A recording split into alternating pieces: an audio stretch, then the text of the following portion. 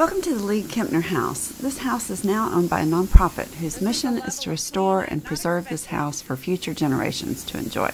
Check us out on Instagram and Facebook for additional goings-on at the house. Today we're picking up where we left off with the front porch last time. We were in the midst of a cleanup after just finishing all that brickwork on the arch under the stairs. Ricardo was having a great day pressure washing and everything looked clean and fresh and new, but we were left with a hodgepodge of supports under the porch.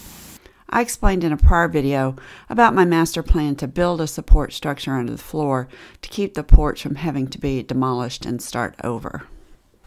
I got really lucky a couple of months before. I got a call out of the blue from a gentleman and his wife, Rick and Tara, who had been watching the work on the house, and he had 3 extremely large laminated beams left over from a project, and he offered them to me for free if I thought I could find a place to use them.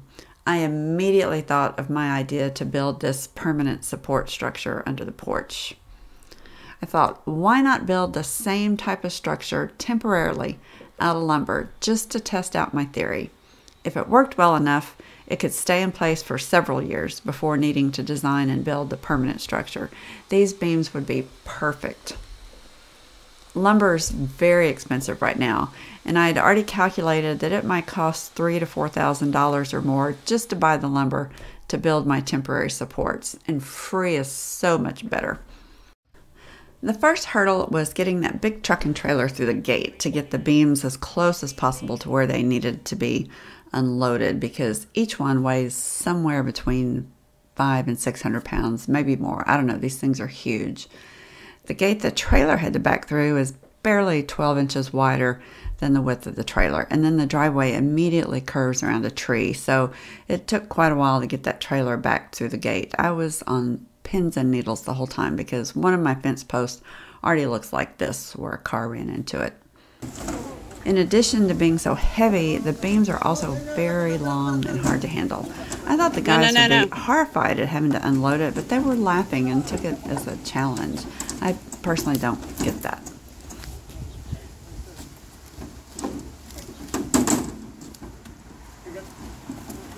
Rick had loaded these beams onto the trailer with a big forklift, but it required an exercise in physics and the use of levers and rollers to get things unloaded. I was terrified the whole time that a beam would slip and fall uncontrollably sideways and crush somebody's leg.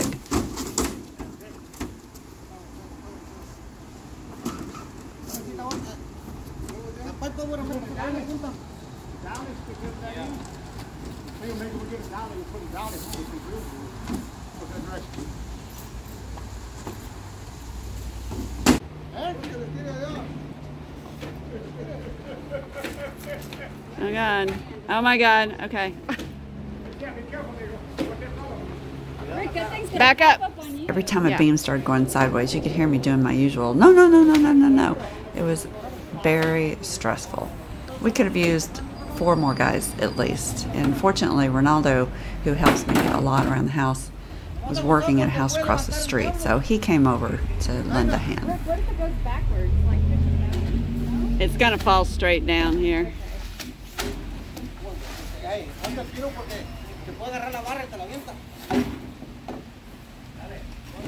Okay, okay, it's coming. It's coming.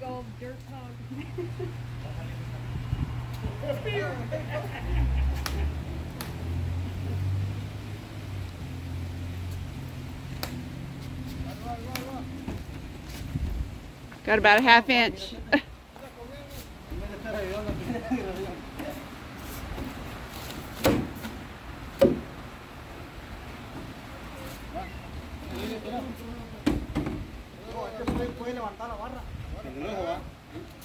All right.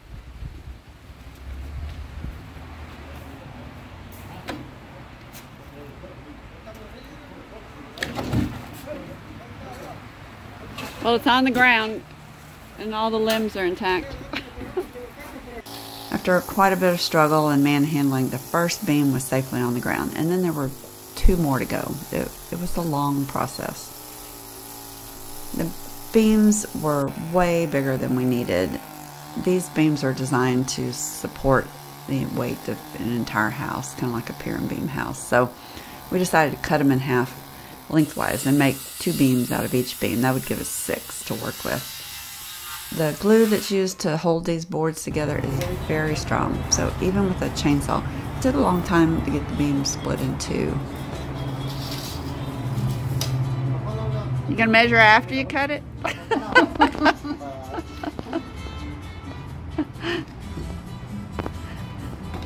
He's pulling a Janie.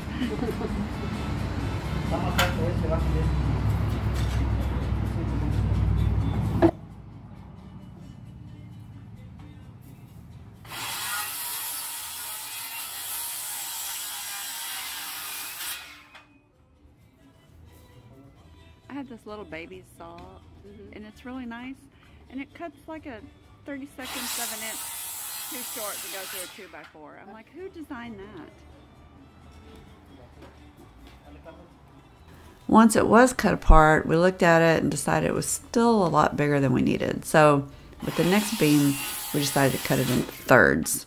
Since we'd already cut 1 in half and 2 of them into thirds, we ended up with 8 lengths of beam altogether. That was more than enough to support the porch. After getting them cut, we still had to move them under the porch, so that was complicated by itself. The beam that was cut in 2 was still really heavy, and it was the hardest one to move. I didn't get to film because I was in charge of moving a scrap section of 6-inch PVC pipe that we had left over from the sewer. We were using it as rollers, so as they pushed it forward, I take the roller from the back and run around and put it in the front. So with that, we got those 2 heavy ones under the porch. The beams that were cut into 3 pieces were light enough that they could be picked up and carried, so that was a big help.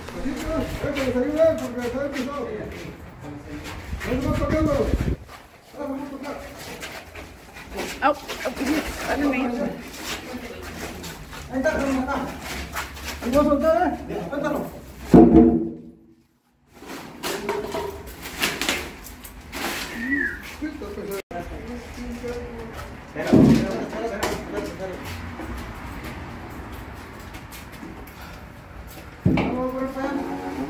Oh, careful, careful.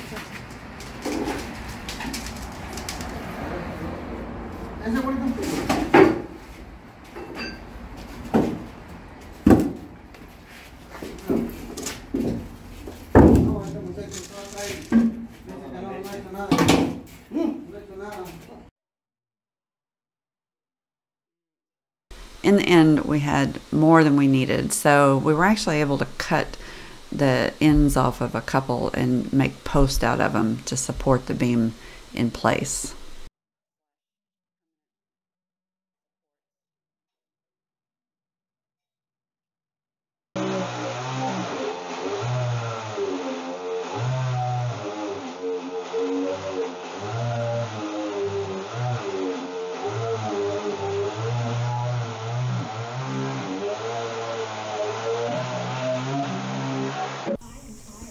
Then it became an issue of how to lift them up to where the support post could be placed underneath. These guys are very resourceful and quickly had a plan to get them lifted up and put the supporting post in place.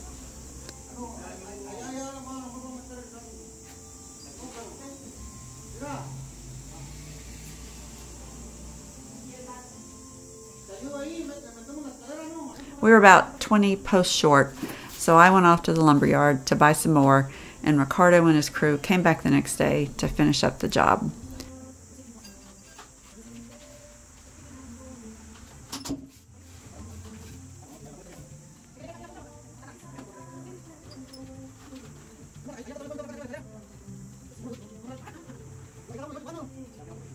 They used those hydraulic jacks that you saw earlier being used in the basement to jack that horizontal beam up very tight to the porch so it's got good contact. Then once it's pushed up as high as it can be, they can take an accurate measurement and cut the post, because you really want that post in there very tight because you want the weight transfer from the porch down to the ground. So they actually cut the post maybe just a tad taller so that they can really hammer it in there and get that contact and that weight transfer. It wouldn't do you any good to have a post that's in there loose and not carrying that load down into the ground. So it's helpful that that wood beam flexes a little bit because the porch is not perfectly level underneath, so they can jack up each section tight as they put a post and kind of work their way down. If you notice, they're also using a level to set that post. You need that post to be completely plumb or straight up and down in both directions because you need that stability when you're trying to hold up so much weight. You don't want that post kicked out at the bottom.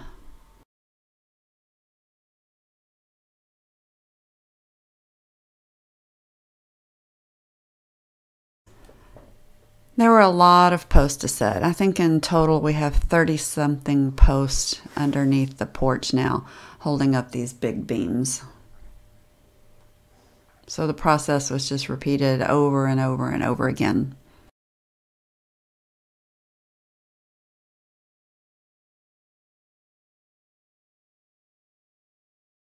I think it turned out pretty well. The porch isn't going anywhere anytime soon. They left an extra support in the middle, right in front of the front door, because of course that area is one of the worst places on the porch, and it's right where all the traffic is walking in and out of the house. It may not be pretty, but it works, and we can forget about this for a while and get back to the business of fixing up the main part of the house. After this project, it's time for a little break. I'm off to my daughter's wedding in Ireland for a couple of weeks, and by the time I get back, I hope there's been a change in the weather pattern here, and we start getting a few days below 90 degrees. The next big project on the list is to start the plumbing in the basement. And of course, since I've committed myself to turning the house over to a nonprofit, I'm rethinking my design choices in the basement. So I'll be spending a lot of my travel time doodling out a new floor plan so that the plumber can hopefully hit the ground running when I get back. As you can see, there's still a long way to go. As a nonprofit, we rely on donations to fund the restoration of this incredible house. Check out our website, League-Kempner for ways to support us, such as making a donation or volunteering your time. We look forward to all of you being able to personally tour the house someday. But until then, watching these videos helps us and keeps you up to date on what's going on. So thank you for your patience with the ads. You make a difference. We'll see you next time here at the League-Kempner House in Galveston, Texas.